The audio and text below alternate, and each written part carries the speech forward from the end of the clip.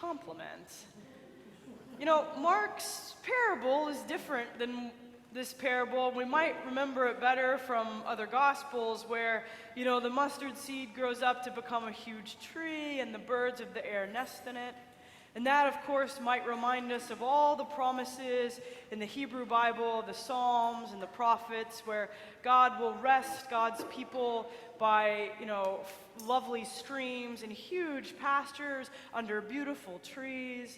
But that's not what we get in Mark. What we get is a magnificent shrub, which, I love a good shrub in a landscaping situation, but it's not exactly awe-inspiring particularly. But of course, perhaps that is the point. In Mark, Jesus is a little bit stranger than in other Gospels, and the parables he tells often sound more bizarre than the ones we might remember from Matthew and Luke. It might be important to remember that Jesus tells these two parables after he's had an encounter with the authorities, who accuse him of having a demon, and his family, who think he's like gone around the bend. Both groups want to restrain him, but they can't. And part of that is because part of the reason they want to restrain him is that Jesus just doesn't fit their expectations of anything messianic. He's not particularly kingly. He's not doing anything that seems to get rid of the Romans and bring Israel back into sort of the golden days. Seems like instead all he does is heal a bunch of people, eat with sinners and outcasts, and reinterpret Torah in ways that cause the authorities to grind their teeth. And so, for a lot of reasons, Jesus just doesn't fit what they expect. But of course, Jesus in his very being is the Messiah and is, revealing the desires of God for people.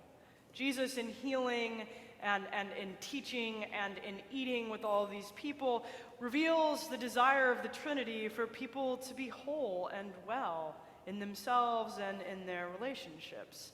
But it's not what people expect. And if the actions of Jesus aren't what you expect, probably the way he talks about the kingdom is not what you're going to expect. If you're looking for the kingdom of God to be about power and prestige, you're going to have to look elsewhere. And this is why Jesus teaches about the kingdom in parables. He wants people to exercise their spiritual imagination, because that's what's required. The kingdom isn't linear, it's not a set of facts. You don't arrive at it by looking at a data set or information. You have to change how the eye of your heart sees reality. And so the parables are meant to sort of press people a bit, right?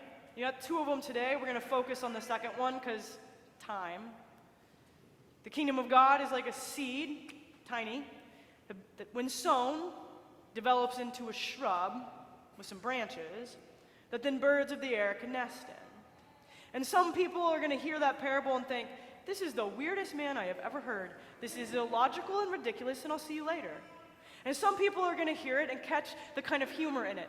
A lot of New Testament scholars think that it was meant to be humorous. A seed, and then this shrub, and can you picture, falcons nesting in a shrub? You can't. It's kind of funny. But other people are going to hear the parable and think, the kingdom of God like a shrub? That's offensive, right? The kingdom of God has to be greater than a shrub. And perhaps it is that Jesus intends all of those responses. To be part of Jesus' unfolding of the kingdom requires a willingness to sort of jettison your normal way of seeing the world. You have to let go of your normal metrics of success. You have to be willing to hang out with a bunch of strange birds. And you have to realize that it's God who will grow something in the world. So often, the small seeds of love that we extend into the world feel like they fall on ground where they can't grow. They feel so trivial in the face of the world's tragedies and terrors and traumas. But in the parable, of course, it's not the person sowing that brings the growth. It's always God. And in this parable, the act of love is thrown out into the world, and God makes of it something. God makes of it a shrub. Maybe not a sequoia, maybe not even a hemlock, maybe not even a dogwood. Something more akin to like maybe a small mountain laurel or something weedier. But it does grow into something, and birds find rest in it. I hike a lot, or I just walk in my neighborhood, and birds are always nesting in shrubs everywhere. It may not be a huge space, but it's a space of belonging, a space where you can find home, a space where you can find rest. And isn't what the kingdom of God offers all people? I actually really like this parable for the fact that it is just a shrub and not some giant tree. I appreciate that it checks my expectations. You know, there's no ego in the kingdom of God. You know, if God is growing shrubs, why on earth would I be trying to grow a tree? That's problematic, right? It also doesn't let me off the hook. Just because I do something that's loving and it doesn't seem to grow into anything, doesn't mean that I don't keep sowing the seeds and trust that God will do something with it. That in fact, the kingdom of God isn't about hierarchy or economies of scale as much as it is network effect. A whole bunch of people doing loving things that God turns into a whole bunch of shrubs that may not be huge, but they cover the world. In places that are habitable and uninhabitable. In places where you couldn't put down large roots and grow a huge tree. There's a shrub. And the joy of that is that birds find rest in it. People find belonging and hope and space and grace. I was thinking about all of this week in Mercer, Pennsylvania, where I had a cabin full of middle school girls at diocesan youth camp. And this year, registration was down. It's been down since COVID. That, as you might imagine, doesn't rock my world. Staff was down. It's hard to find people to come. You have to take a week off of work. It's not easy. You're going to be in charge of a bunch of campers. Some people don't want to do that. So, smaller staff, smaller program. And I sort of entered wondering how long we could keep this going, honestly, with that number of kids and that number of staff.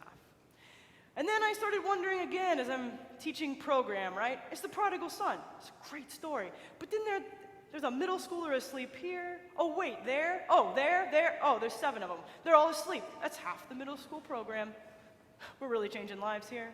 Then it's like Ties A, right? Silence. Except that like every child in there is like got a bulletin. And you're like, why do we print paper? Because we're Episcopalians. But my gosh, rattle, rattle, rattle. So much for meditation. Then I was pretty sure when I had my outdoor group, we went on this trail and we lost the trail, and I was bushwhacking through the wilderness, covered in spider webs, pondering what anyone was getting out of it. To be clear, we weren't lost. We were merely not on the trail. Of course, the back of the line was Sean Rowe, so that felt really good too. It also felt like my job might come to a close when the wilderness survival guy I hired took out a 6-inch hunting knife and said to my elementary schoolers, why don't we pass this around? And I said, why don't we not pass the giant hunting knife around, right? And to crown it all, I found myself face first in a bunch of sand, trying to like win a camper staff volleyball game, which we lost. And all I have is sand in my shoes, which feels like some sort of metaphor, right? And so I thought, what is all the point? And my like sort of scratched up self from the trek slides into a pew Thursday night, exhausted. And Thursday night, we usually in worship allow seniors to talk about camp as meant to them. And so there's only one this year. And so the camper stands up, and I have known this camper since she was in 2nd grade. And this camper stands up and begins to talk about camp. And it's kind of like, oh, I had a good time, I love my friends, and then it changes. And what the camper says is, 3 years ago, I really was done with all of this. I had some things in my life, and God felt like they were nowhere. And then I've come to camp the last couple years. And I realize God is around. Just maybe not in the way I think God is around, but God is around. And this camp is the place I belong. I belong here because people make it a space where I belong, which is no small thing for this camper, because I said she, but now the camper is he, but only at camp, because it's not okay at home. And I sat there and I thought, oh, how wrong I've been. All this week, how wrong I've been. 1 week. But it's a tiny seed that God grows into a shrub, and the birds of the air find nest, a space of belonging, a space of grace. And so I was thinking about the seeds that we sow and how we all make community in that way, and that if we have eyes to see, the kingdom is blooming all around us. But then I think, too, sometimes we can be shrubby people, right? It's not just that we create spaces together that are shrubby. I think we can actually be shrubs, which I think requires, obviously, an explanation of that. But I don't know if you've had these people in your life, but I've had the grace and the gift to, and they themselves provide shelter and belonging. So I have some friends. I don't know what they are. I go to Mount Irenaeus a couple times a year outside of Olean, and of course the Franciscan brothers there, they create a space, literally, of belonging. But I think they themselves are shrubs. And I came in that week, I don't remember, it was last year sometime, and I had something radiating off me I wasn't aware of. You ever been there? Radiating off me. And so Dan, who's like the community animator, he's a very busy guy. He finds me and he says, you know, do you want to come for a cup of coffee? Never been invited to Dan's Hermitage for coffee. It was very unexpected. I said, sure, yeah. So he has this hermitage that sits on the top of the property, and you can see all out. It's got beautiful windows. And so I show up, and it's like the coziest space on earth, surrounded by, this is me, so surrounded by books, felt like, home immediately.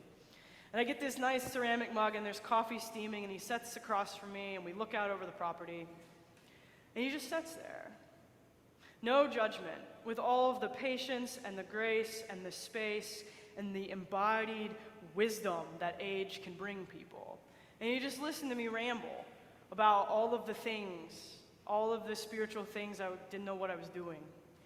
And I just sat there. It's one cup of coffee. It's a tiny seed. And it grew into a beautiful shrub in which a confused bird found space and grace and belonging. With what can we compare the kingdom of God, or what parable will we use for it? It's like a mustard seed, which when sown upon the ground is the smallest of all the seeds on earth. Yet when it is sown, it grows up and becomes the greatest of all shrubs, and puts forth large branches so that birds of the air can make nests in its shade. May we trust our tiny seeds to God, who will grow us and our communities into marvelous shrubs of the kingdom.